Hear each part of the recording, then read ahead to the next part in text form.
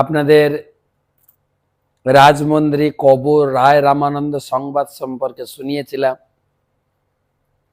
সেই পবিত্র জায়গায় শিল ভক্তি সিদ্ধান্ত সরস্বতী ঠাকুর একদম একদম ওই জায়গায় যেখানে মহাপ্রভু বসে রামানন্দ রায়ের সঙ্গে আলোচনা করছিলেন, সেই জায়গায় গৌড়ীয় মঠ করেছেন।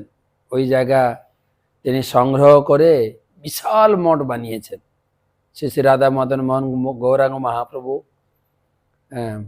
মহারাজ এসেছিলেন আমাদের সামনে, সেখানকার মাহাত্ম্য শোনালেন।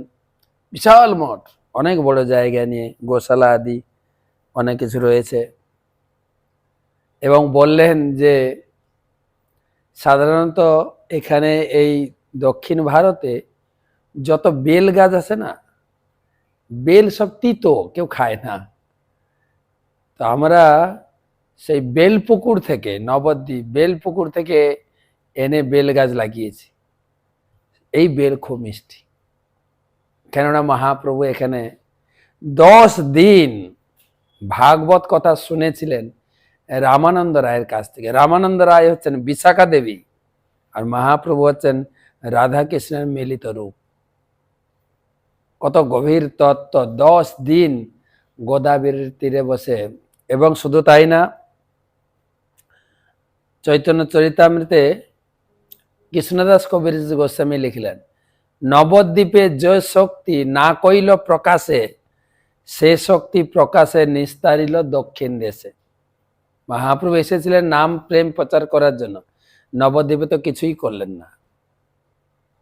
দক্ষিণ দেশে গিয়ে তিনি এখানে এসে রামানন্দ রায়ের সামনে বসে সেই চর্চা শুরু করলেন।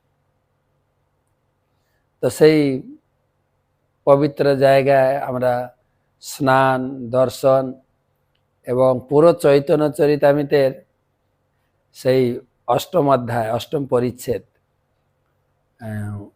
মধ্যলীলা, 8ম পরিচ্ছেদ রামানন্দ রায় কথোপকথন পুরো আমরা পড়েছিলাম ওখানে বসে বসে। সে সৌভাগ্য হয়েছিল, কি আনন্দ লাগছিল। তারপরে আমরা রাজমন্দির থেকে আমরা গেলাম বিজয়ওয়াড়া। এও প্রসিদ্ধ জায়গা, মঙ্গলগিরি, পাহাড়ের উপরে এক নরসিংহদেব আছেন, পানাখোলা নরসিংহদেব। আপনি নিবেদন করবেন, সত্যযুগে ছিল অমৃত, ত্রেতা যুগে ছিল কি বলে দই, কি বলে ক্ষীর, তারপরে দই, এখন অমৃত বলে অমৃত। এবং সত্যযুগে ছিল অমৃত, ত্রেতা যুগে ছিল দুধ, তারপরে ক্ষীর, এখন হয়ে গেছে গুড় জল। আপনি ওখানে পাওয়া যায় সুন্দর তৈরি করা গুড় জল, সুন্দর গোলমরিচ আদি দিয়ে তৈরি করা আছে। আপনি নিয়ে নিবেদন করবেন, হাফ তিনি একদম মুখে ঢেলে দেবেন, নরসিংহদেবের মুখে পূজারী রয়েছেন, মুখে ঢেলে দেবেন পুরোটা, ঘড় ঘড় করে খেয়ে নেবেন। যেরকম ঢোক গিলতে গেলে আওয়াজ আসে না, খেয়ে নেবেন। আবার অর্ধেক আপনাকে ফেরত দেবে, মুখ থেকে অটোমেটিক চলে আসবে প্রসাদ রূপে। প্রচুর লোকের ভিড়। নরসিংহদেব খুব কৃপালু, পানাখোলা নরসিংহদেব, নিচে লক্ষ্মী নরসিংহদেব দর্শন করলাম। পুরো নরসিংহ ক্ষেত্র অন্ধ্রপ্রদেশটা। তারপরে কালকে মাত্র 470 কিলোমিটার বাসে চড়ে এলাম, তিরুপতিতে পৌঁছেছে। এখন তিরুপতিতে আছি। সকাল থেকে নানা কথা আলোচনা হলো তিরুপতি সম্বন্ধে। এখানকার প্রসিদ্ধ ভক্তরা আছেন, তারা তিরুপতির মাহাত্ম্য, তিরুপতি ধামের মাহাত্ম্য, বালাজি মাহাত্ম্য শুনছি। বাস্তবিক পক্ষে বলা হচ্ছে ভগবান ভারতের 4 জায়গায় সবসময় রয়েছে। এমনি বলা হয় না, ভগবান যদা যদা হি ধর্মস্য গ্লানির ভবতি ভারত অভ্যুত্থানম অধর্মস্য তদাত্মানম সৃজাম। ভগবান যুগে যুগে তিনি আবির্ভূত হন, এই ভারতেই আবির্ভূত, ভারত। আর তিনি ভারতে সবসময় রয়েছেন।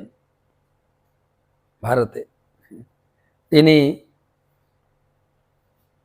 সকালে ঘুম থেকে উঠে বদ্রীনাথে ধ্যান করেন। বদ্রীনাথ হচ্ছে ভগবানের ধ্যানস্থলী। ওখান থেকে এসে দ্বারকা, দ্বারকাতে সেজে গুজে রাজকার্য করেন, রাজ্য পরিচালনা, দ্বারকার রাজা ছিলেন তিনি। তারপরে ওখান থেকে দুপুরে ভোজনের জন্য তিনি আসেন পুরীতে। পুরী হচ্ছে ভগবানের ডাইনিং হল, পুরীতে তিনি ভোজন করেন। আর পুরী থেকে গিয়ে তিনি শ্রীরঙ্গম ক্ষেত্রে গিয়ে শুয়ে পড়েন। শ্রীরঙ্গম ক্ষেত্রে শয়ন বিগ্রহ আছে, বিশাল বিগ্রহ, বিষ্ণু বিগ্রহ। 3টে দরজা আছে দর্শন করার জন্য। প্রথম দরজাতে আপনি ভগবানের পাদপদ্ম দর্শন করবেন, লক্ষ্মী দেবী বসে কিভাবে পাদ সম্মান করছেন। দ্বিতীয় দরজাতে ভগবানের বক্ষস্থল, যেখানে নাভি থেকে ব্রহ্মার জন্ম। আর তৃতীয় দরজাতে গিয়ে দেখবেন ভগবানের মুখমণ্ডল, প্রফুল্লিত, হাস্যোজ্জ্বল মুখমণ্ডল। ভগবান এই 4 জায়গায় নিত্য নিবাস করেন। আর কোন কোন পণ্ডিত, দার্শনিক, মহান্ত, সন্ত তারা বলে থাকেন এ সব কিছু করার জন্য, যেরকম ভগবান দ্বারকাতে এত সাজাবট, এত নিজেকে গয়না গাটি দিয়ে সিঙ্গার করেন, টাকা পয়সা কোত্থেকে আসছেন না ভগবান টাকা পয়সা কালেকশন করছেন তিরুপতিতে। তিরুপতি হচ্ছে ভগবানের ইনকামের স্থান। অনেক কাহিনী আমি আশা করব কয়েকদিন পর পর বলবো। ভগবান এখানে এসেছিলেন মা যশোদার মনোবাসনা পূর্ণ করার জন্য। মা যশোদা তিনি আশা করেছিলেন, তারপরে ভগবান মা যশোদার পুত্ররূপে আবির্ভূত হলেন, কিন্তু বৃন্দাবন ছেড়ে তিনি মথুরা, তারপরে দ্বারকা গেলেন। দ্বারকাতে 16,108টা বিবাহ করলেন, বিশাল সংসার পেতেছেন। যখন কুরুক্ষেত্রের যুদ্ধের সময় সূর্যগ্রহণ হয়েছিল, তখন সব বৃন্দাবনবাসী গিয়েছিলেন সামন্তক পঞ্চকে স্নান করার জন্য। সেখানে ভগবান কৃষ্ণের সঙ্গে দেখা। অনেক কাহিনী, বড় কাহিনী, সংক্ষেপে বলছি। ভগবান কৃষ্ণকে দেখে বলেন, আমি শুনেছি তুমি 16,108টা বিয়ে করেছ, কিন্তু আমি এত অভাগিনী, একটা বিয়েও আমার হাত দিয়ে হয়নি। মা সাধারণত এটা আশা করে। মেয়েদের ব্যাপারটা জানি না, ছেলে হলেই মায়ের আশা, তো বিয়ে করে বৌমা ঘরে নিয়ে আসবি, বৌমা আমাকে কত যত্ন করবে। তো বৌমা বিয়ের সময় বিশেষ করে ছেলের মায়ের বুক ভরে যায়। আমাদের দেশে, আমাদের গ্রামের দিকে প্রচলিত ছিল, যেদিন বিয়ে করতে যাবে পালকিতে, তখন তো পালকি ছিল, এখন গেছে গাড়ি, পালকিতে বসার আগে মা বসে থাকবেন কোল বিস্তার করে। এত বড় ছেলেটা বিয়ে করতে যাবে, মায়ের কোলে বসবে। মা জিজ্ঞাসা করবে, বাচ্চা তুই কোথায় যাচ্ছিস?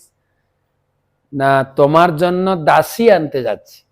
মা তখন আশীর্বাদ দিয়ে তাকে পাঠাবে। মায়ের একটা আশা। তো এতগুলো বিয়ে করলি, আমার হাত দিয়ে তো একটাও বিয়ে বাড়ির ফেস্টিভ্যালে আমি এনজয় করতে পারলাম না।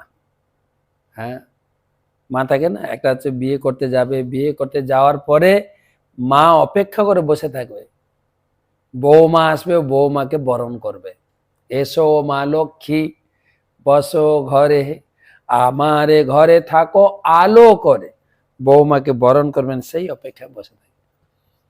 তো আমি একটাও বিয়ে ফেস্টিভ্যালে অংশগ্রহণ করতে পারলাম না, বিয়ে এনজয় করলাম না। ভগবান কৃষ্ণ, তার মানে মা তুমি বলতে চাইছো আমি আরেকটা বিয়ে করি তোমার হাত দিয়ে? কিন্তু আমার তো কোটা পূরণ হয়ে গেছে, দাপর যুগে আর আমি বিয়ে করব না। 16,108 ফিক্সড হয়ে গেছে। ঠিক আছে, তোমার মনোবাসনা পূর্ণ করব কলিযুগে। আমি বালাজি রূপে আসব, তুমি আসবে বকুলা দেবী রূপে, তোমার হাতে আমি বিয়ে করব। সে কাহিনী আমরা শোনাবো। তো আজকে একটু ভাগবত পাঠ করি। নমঃ বিষ্ণুপদায় কৃষ্ণ পৃষ্ঠায় ভূতলে শ্রীমতে জয় পতাকা স্বামী নীতি নামিনে নম আচার্য পাদায় নিতাই কৃপা প্রদায়িনে গৌর কথা ধামদায় নগর গ্রাম তারি।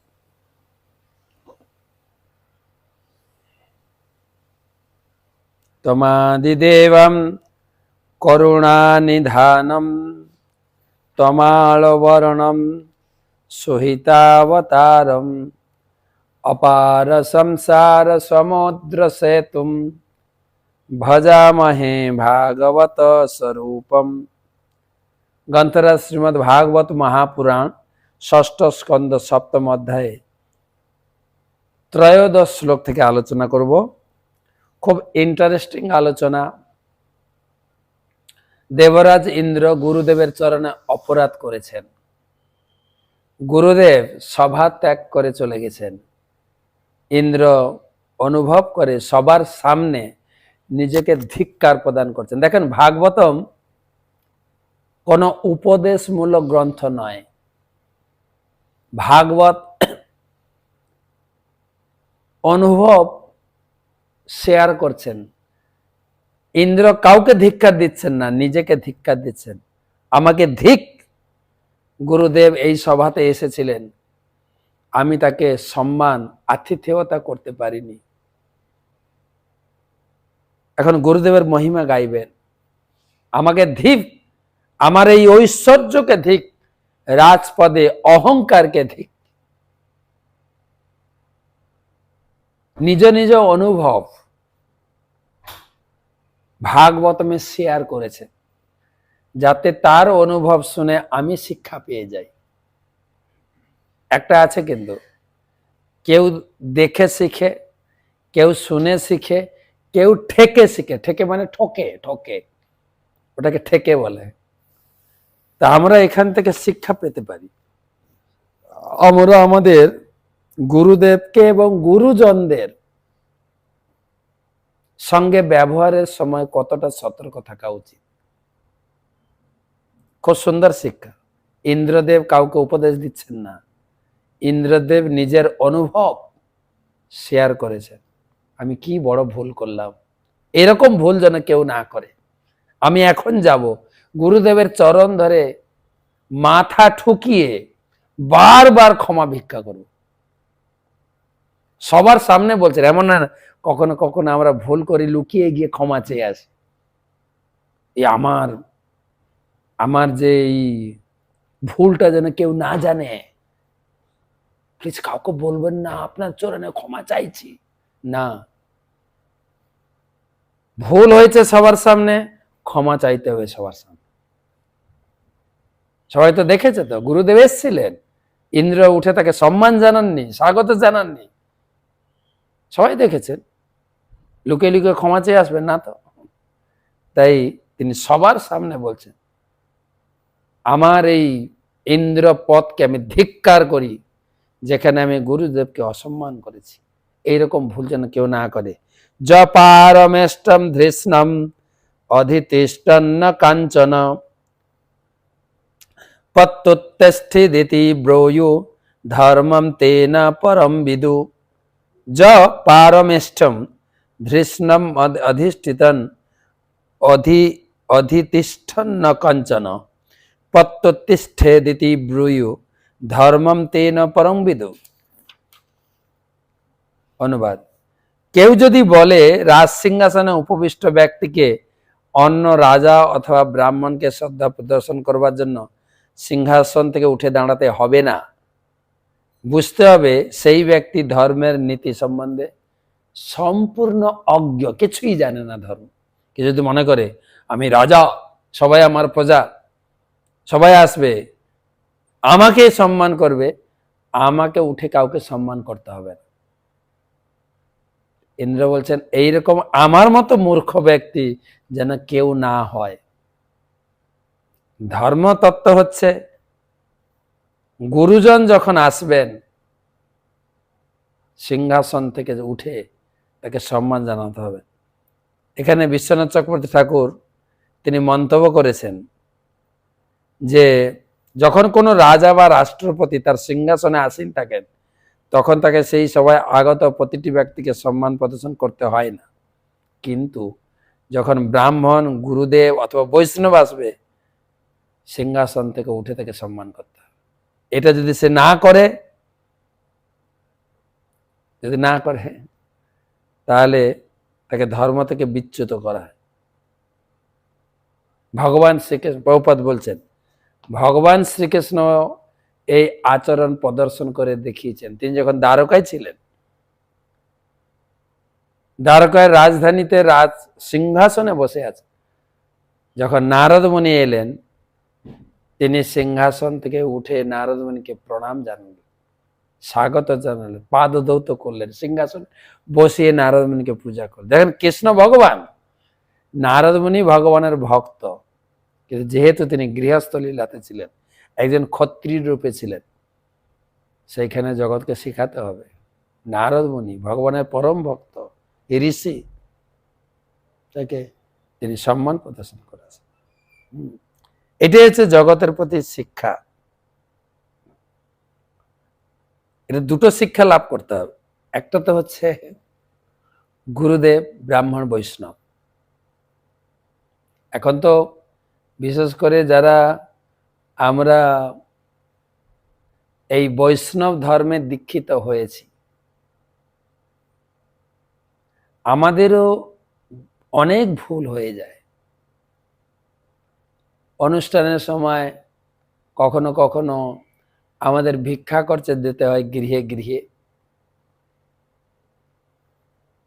বাইরের লোক জানে না, তারা সামনে, ঘরের সামনে লিখে দেয়, কুকুর হইতে সাবধান।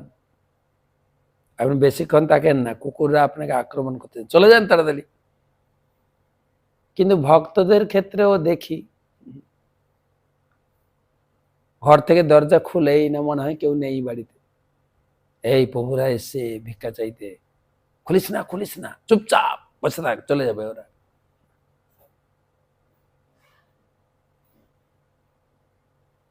এই আচরণ, এটা একটা দিক। আর এটা দ্বিতীয় দিক হচ্ছে গুরুদেব, গুরুজন। আমি বারে বারে আমার ক্লাসে বলি, অ্যাটলিস্ট গুরুদেবকে তো আমরা বহু সম্মান করি, হ্যাঁ, কিন্তু আমাদের বাড়ির গুরুজনদের শ্রদ্ধা কোথায়? গুরুজনদের প্রতি শ্রদ্ধা। অনেক লোক তো বলে ফেলে, অনেক চেষ্টা করলাম, আমার শ্বশুর শাশুড়িকে ভক্ত করতে পারলাম না। অনেক বৌমাই বলে, সেজন্য আমাদের আলাদা হয়ে যেতে হলো। আমার বক্তব্য যে শ্বশুর শাশুড়িকে ভক্ত বানানোর দরকার কি? আপনার কথায় উনি কেন ভক্ত হবেন?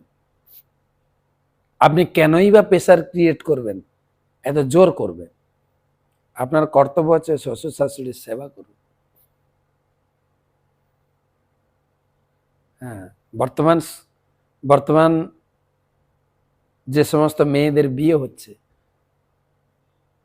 বেশিরভাগ মেয়েদের মায়েরা শিক্ষা দিচ্ছেন না ভালো করে। প্রথম থেকেই তো শিখিয়ে রাখছেন, শাশুড়ি থেকে সাবধান থাকিস, দেখ না সবকিছু নিয়ে মেয়ের বাড়িতে পাঠিয়ে দিচ্ছে কিনা। আর আপনি যে মেয়েকে কন্ট্রোল করছেন, তা তার শাশুড়ি তার মেয়েকে কেন কন্ট্রোল করবে না বলেন? এত ভুল শিক্ষা দিচ্ছেন। শিক্ষাটা হবে এরকমই যে এখন থেকে আমি তোর আর মা বাবা নই, তোর মা বাবা হচ্ছেন তোর শ্বশুর শাশুড়ি। শেখান মেয়েকে, শ্বশুর শাশুড়িকে প্রচুর সম্মান করুন। স্বামী, ভাসুর বা স্বামীর বাড়িতে যত আত্মীয় পরিজন আছেন, মামা শ্বশুর, পিস শ্বশুর, জেঠ শ্বশুর, কাকা শ্বশুর বা বড় ভাই, সবাইকে সম্মান। এটা বড় দিক। কিন্তু এমন নয় 2-4 দিন হরি নাম জপ করে তোমাকে নিরামিষ খেতে হবে, এই বুড়ি না। আগে গুরুজনদের সম্মান দিতে শিখুন, তারপরে ভগবান, তবে না ভগবান। গুরুজন তেষাং কুপাত দৃষ্টিয়ানম পততাম তমসি হদ যে সদ্দুর্বচস্তে বৈ মজ্জন্তা সম্প্লবা ইব সম্প্লবা ইব। যে সমস্ত নেতারা অজ্ঞানের অন্ধকারে পতিত হয়েছে এবং যারা পূর্ববর্তী শ্লোকে ধ্বংসের পথ প্রদর্শন করে মানুষকে বিপথে পরিচালিত করে, তারা প্রকৃতপক্ষে পাথরের তৈরি নৌকায় করে সমুদ্র পার হওয়ার চেষ্টা করছে। যারা অন্ধের মতো তাদের অনুসরণ করে তারাও অচিরেই তাদের সঙ্গে নিমজ্জিত হবে। তেমনি যারা মানুষকে কুপথে পরিচালিত করে তারা নরকগামী হয়, তাদের অনুগামীরাও তাদের সঙ্গে নরকে যায়।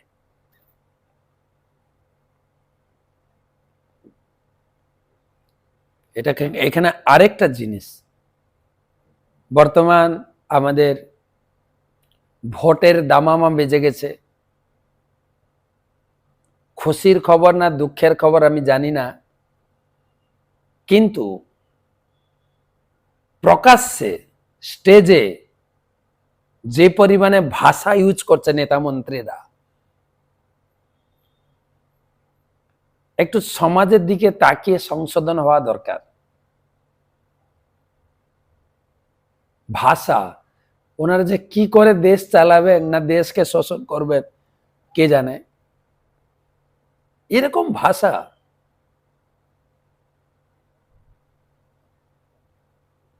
আর আমাদের মিডিয়া ব্যক্তিরা ওইগুলো তো ওদের আহার, যেগুলো যেগুলো খারাপ খারাপ ল্যাঙ্গুয়েজ ইউজ করেছে ওইগুলো তুলে ধরবে। কিছু লোক তো আছে। আর আমরাও যারা এসব ইউটিউব বা ফেসবুক দেখি শুনি, ওইগুলো শুনতে ভালোবাসি। কে কত খারাপ ভাষায় গালি দিল বাংলার লোকেদের মুখ, বাংলার যারা নেতা মন্ত্রী আছে, হ্যাঁ, তাদের তো মুখে মানে জানি না পড়াশোনা করেছেন কিনা বা পিতামাতা এই শিষ্টাচার শিখিয়েছে কিনা, নাকি রাজনীতি চর্চায় এমন স্তরে পৌঁছে গেছি নিজের মান মর্যাদা বিসর্জন দিয়ে দিয়েছে।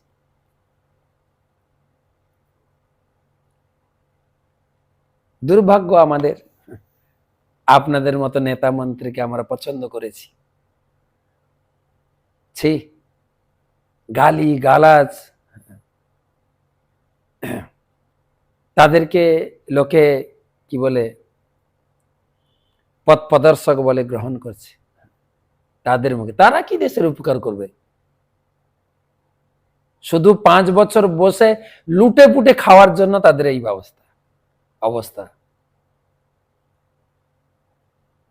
আরেকটা দেখি, আমরা যারা সাধুরা আছি, সে আমাদের সনাতন ধর্মে যত প্রকার বৈষ্ণব ধর্ম, তান্ত্রিক ধর্ম, শক্তি ধর্ম, শৈব, সৌর, যারা যারা আছে, নিজেদের ভিতরেও গুড আন্ডারস্ট্যান্ডিং থাকা দরকার। প্রকাশ্যে কেন আপনি ওনার নামে নিন্দা করো, উনি কেন আপনার নামে নিন্দা করবে? সমাজ তাতে কি শিখবে? যে যতটুকু ধর্মটাকে ধরতে পেরেছে সে ততটুকু জগৎকে দিতে পারবে। তার মানে এই নয় যে আপনারটা বড় ওনারটা ছোট, না, ততটুকু বুঝেছেন।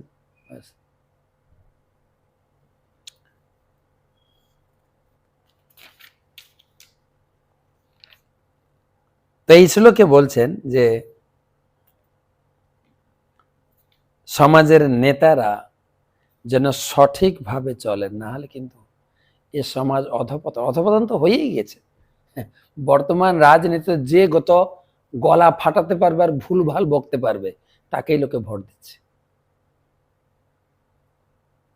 আর কিছু মিডিয়া আছে ফুলিয়ে ফাঁপিয়ে, হ্যাঁ, তাদেরকেই তুলছে।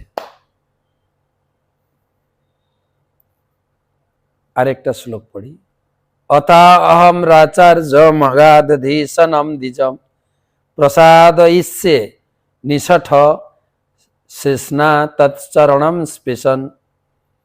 অথা অহম আরাচার্যম অগাধধীষণম দ্বিজম প্রসাদয়িষ্যে নিষঠ শেষনা তৎচরণম স্পৃশন। দেবরাজ ইন্দ্র বললেন, তাই আমি সরলভাবে নিষ্কপটে দেবগুরু বৃহস্পতির চরণ কমলে আমার মস্তক অবনত করব, কারণ তিনি সমস্ত জ্ঞান পূর্ণরূপে আহরণ করেছেন। তিনি হচ্ছেন সর্বতভাবে সত্যগুণে অধিষ্ঠিত ব্রাহ্মণ। আমি আমার মস্তকের দ্বারা তার শ্রীপাদপদ্ম স্পর্শ করে তার প্রসন্নতা বিধানের চেষ্টা করব। শুনেন, আমরাও ভুল করি। কেউ যদি ভুল ধরিয়ে দেয় তাও স্বীকার করতে চায় না, না এটা আমার ভুল নয়, আমি যা করেছি ঠিক করেছি, আমার মোটেই ভুল হয়নি, ও কেন এরকম করলো, দোষ ওর, আমার নয়। ইন্দ্র এখানে উল্টো কথা বলছেন। আমার গুরুদেব বিদ্যান, তার কোনো ভুল নেই। হয়তো কেউ বলতে পারে, এই অনুষ্ঠানের ভেতরে গুরুদেব এলেন কেন, উনি তো অন্য সময় আসতে পারতেন। না, তিনি বিদ্যান, তিনি কোনো কিছু তার ভুল নয়। তিনি কেবল জগতে বিচরণ করেন জগৎ জীবের মঙ্গলের জন্য। তিনি বিদ্যান, সম্পূর্ণ সত্যগুণে অধিষ্ঠিত। তার ভিতরে কোনো অহংকার ক্রোধ কিছুই নাই যে শিষ্যকে শিক্ষা দেওয়া ধরন চলে না, বা তিনি এখানে শিষ্যকে সবার সামনে ডাঁটতেও পারতেন না। তিনি সাত্বিক, তার ভিতরে কোনো অহংকার ক্রোধ নেই, তার ভিতরে তার দৃষ্টিতে কোনো কিছু ভুল নয়।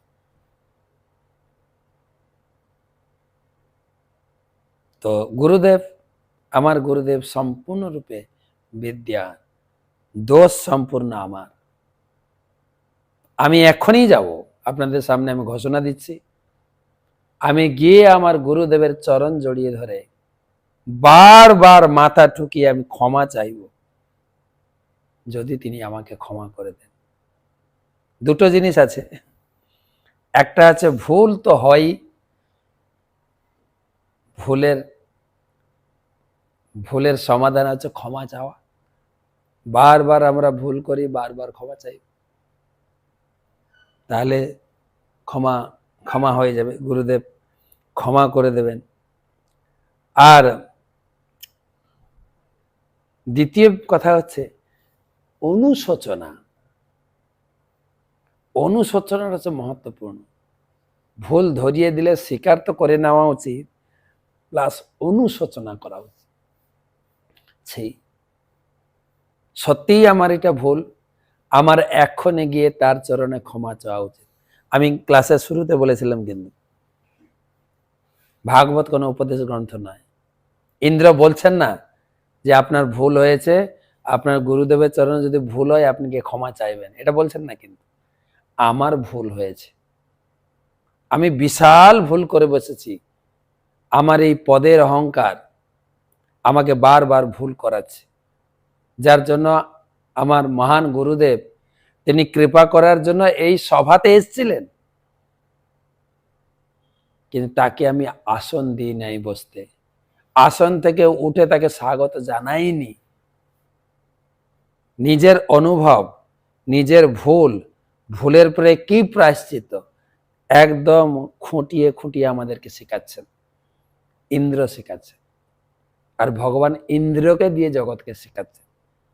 গুরুদেব, গুরুজন, ব্রাহ্মণ, বৈষ্ণবদের চরণে যেন কখনো ভুল ভ্রান্তি না হয়, বা যদি ভুল ভ্রান্তি হয়ও তার চরণে পড়ে ক্ষমা ভিক্ষা করতে হবে। বৈষ্ণব দয়ালু, গুরুদেব দয়ালু, এবং গুরুজনও, যদি গুরুজনের চরণে কোনো অপরাধ হয়, গুরুজন স্নেহবশত, মমতাবশত, আরে না না না, তুই রাগের উপরে বলে ফেলেছিস, আমি ক্ষমা চাইছি, আমি তো ক্ষমা করে দিচ্ছি, না হলে কিন্তু ভারী বিপদ অপেক্ষা করছে। হয়তো অহংকার বশত বাবা থেকে আলাদা, মা থেকে আলাদা, বাবা মার সেবা করছি না, শ্বশুর শাশুড়ি সেবা করছি না, এর পরিণাম তো চুকাতেই হবে। ইন্দ্র ভাগবতম থেকে সাবধান করছে, এখনো সময় আছে। যদি আপনি কারো কাছে অপরাধ করে থাকি বা করে থাকেন, ক্ষমা চান। অনেকে প্রশ্ন করে, আমরা বৈষ্ণব, নিরামিষ খাই, হরিনাম জপ করি, সেই মাথা ভগবানের সামনে টোকাবো, তারা মাছ মাংস খায়, ছি, পাপ চলে আসবে না? কি বলেন আপনি? বললেই হলো না। এগুলো যেগুলো শেখাচ্ছেন ভুল শেখাচ্ছেন, কিন্তু ভুল শেখাচ্ছেন। তাই ভাগবতম থেকে এই শিক্ষা এখনো আমরা যাদের যেসব গুরুদেবের গুরুজন গুরুদেব, আমি বারে বারে বলছি কিন্তু, হ্যাঁ, আমার থেকে বয়সে যারা, তারা বয়সে বড়, তারা গুরুজন, পিতা মাতা শ্বশুর শাশুড়ি মামা মামি পিসে পিসে মশাই, এসব তাদের আশীর্বাদ নিয়ে ভক্তি জীবনে যেন এক হই। অনেক কিছু হয়তো বলে ফেললাম, ক্ষমা করবে।